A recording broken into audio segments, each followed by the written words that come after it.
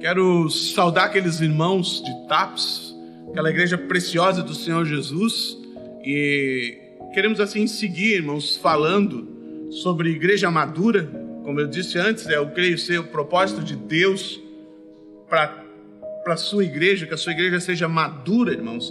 E eu quero seguir então em Apocalipse, capítulo 2, versículo 8, diz assim: ao anjo da igreja em Esmirna escreve: essas coisas diz o primeiro e o último que esteve morto e tornou a viver.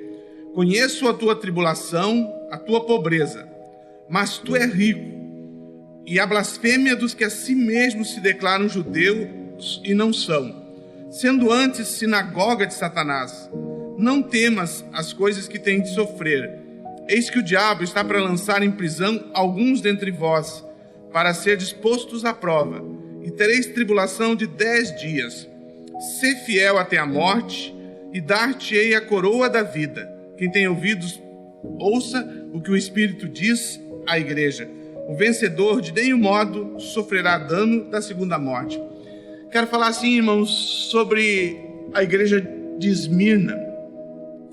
Então, é uma igreja, irmãos, de uma cidadezinha, da Ásia Menor. É uma cidade, irmãos, que ela é fiel a Roma.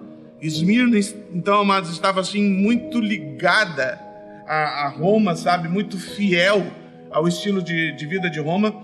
Mas era uma cidade, irmãos, que havia muito comércio, Então era uma cidade muito próspera, irmãos, que cresceu no comércio. E por causa disso, irmãos, essa cidade atraiu muitos judeus. Muitos judeus, irmãos, vieram habitar em Esmirna ali. E mais ou menos pelo ano 53, irmãos, depois de Cristo, então na terceira viagem do apóstolo Paulo, o apóstolo Paulo então funda uma igreja nessa cidade de Esmirna. E lá, irmãos, um tempo depois, Policarpo, que era discípulo de João, irmãos, acaba sendo o primeiro bispo dessa cidade. Anos depois ele é queimado. E o que eu quero dizer, irmãos, que em primeiro lugar há um elogio para essa igreja. E ele diz assim: aquele que esteve morto e tornou a viver. Quem é esse, irmãos, que esteve morto e tornou a viver? O próprio Senhor Jesus. Então, amados, essa carta, embora tenha sido João quem escreveu, ela foi inspirada, irmãos, era o próprio Senhor Jesus que estava falando com aquela igreja. E o que ele diz a respeito dessa igreja, irmãos? Conheço a tua tribulação e a tua pobreza, mas tu és rico. Irmãos, interessante que a pobreza, parece estranho, né, irmãos? Uma cidade tão próspera, como que a igreja, irmãos, como que a igreja era pobre, entre aspas, financeiramente, no meio de uma cidade, tão próspera como era Esmirna. Ele diz assim: conheço a tua tribulação e a tua pobreza. E uma coisa está ligada com a outra, irmãos. Agora, esses judeus, irmãos, que estavam habitando em Esmirna, esses judeus, querido, que não recebiam a Jesus, não aceitavam Jesus como Messias. Agora, esses judeus, irmãos, estão perseguindo a igreja. Esses judeus que não se converteram, irmãos, então eles criam uma espécie de um boicote contra os irmãos. Ou seja, eles levantam uma perseguição contra aquela igreja, irmãos. E uma perseguição, então eles começam a isolar aquela igreja.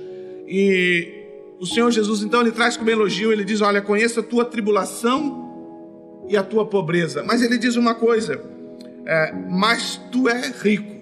Irmãos, havia uma visão que talvez aquelas pessoas tivessem, poxa, nós somos tão pobres, somos, tão carentes, tão necessitados, Isso pode gerar um sentimento assim, de inferioridade. E o Senhor já vem e trata isso assim, no primeiro momento, irmãos, ele diz assim: olha, vocês são pobres aos olhos humanos, vocês são perseguidos, mas aos olhos de Deus, vocês são ricos. Irmãos, o que é que Jesus está trazendo, querido? Que há um valor diferente, irmãos, de Deus para conosco, com a sua igreja. Às vezes o que para o mundo, irmãos, é derrota, para Deus não é, irmãos. Aquela igreja talvez se sentisse, irmãos, oprimida. E Jesus vem, querido, e diz para ela: vocês são ricos. Eu queria trazer isso, irmãos. Às vezes, querido, parece assim que nós criamos um sentimento assim, de vítima no nosso coração. Não, amados, nós não somos vítimas, nós somos a igreja do Senhor Jesus, e nós temos muito valor diante dele, irmãos. E depois ele segue falando, né, irmãos, a respeito então desses judeus que perseguem, e é forte o que ele diz a respeito dos judeus, né? Ele diz assim: antes não são judeus e são sinagoga de Satanás.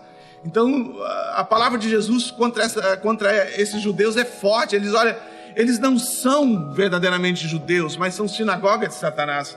E uma coisa a respeito dessa igreja, irmãos: todas as outras igrejas, as 7 igrejas de Apocalipse, todas elas têm elogio e todas elas têm uma repreensão, irmãos.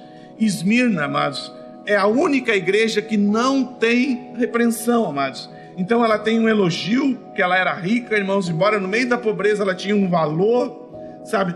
No meio da perseguição, irmãos, eles sabiam lidar com isso. E aí, querido, no final, versículo 10, ele diz assim: não tema essas coisas que tem de sofrer. O diabo está para lançar alguns de vocês na prisão, para serem postos à prova. 3 tribulação de 10 dias. Ser fiel até a morte e dar-te a coroa da vida. Irmãos, o que eu aprendo com essa palavra, queridos? Jesus primeiramente diz assim: não tenha medo, sabe? Não temas essas coisas que vocês estão passando. Ele não diz que a igreja não vai passar, mas ele diz: não tema o que vocês já estão passando, não tema essa tribulação. Aí ele fala da ação do maligno, irmãos. Olha, o maligno vai jogar alguns, sabe, na prisão, como ele diz ali, vai colocar à prova. Mas ele diz uma frase, irmãos: terei tribulação de 10 dias. Irmãos, deixa eu dizer isso olhando para você. Amados, o tempo da tribulação, querido, está nas mãos do Senhor. O que Jesus está dizendo para essa igreja, querido, que não vai durar para sempre a tribulação, que essa perseguição, querido, não vai ser para sempre, que esse período de tribulação não vai ser para sempre, mas ele tem início, meio e fim. Eu quero dizer isso para você, querido: a igreja de Jesus já é vitoriosa, irmãos, e nós vamos sair vitoriosos desse processo. Não importa quanto tempo dura, irmãos, não vai durar para sempre, é um curto tempo que nós vamos passar por essa tribulação. Então há uma palavra de Jesus: não tenha medo. Depois ele diz: ser fiel até a morte e dar-te a coroa da vida. Irmãos, 2 coisas: não tenha medo. Segundo, querido, seja fiel, amados. Seja fiel na sua vida diária, seja fiel na sua vida de comunhão, querido. Seja fiel com Deus, amados. Por quê, querido? Porque o Senhor vai te dar a coroa da vida, e o vencedor de modo nenhum sofrerá dano da segunda morte. Irmãos, pode parecer, querido, que nós estamos perdendo, irmãos, mas diante de Deus, querido, nós já somos vitoriosos, irmãos, e como igreja de Jesus, nós vamos vencer, irmãos, e no final, como diz aqui, nós vamos receber a coroa da vida, irmãos, e não sofreremos dano da segunda morte. Então, amados, no meio desse período de tribulação que nós estamos vivendo, irmãos, deixa eu te dizer uma coisa: não tenha medo e seja fiel, amados, porque o Senhor conhece a nossa tribulação, Ele conhece o início e o fim.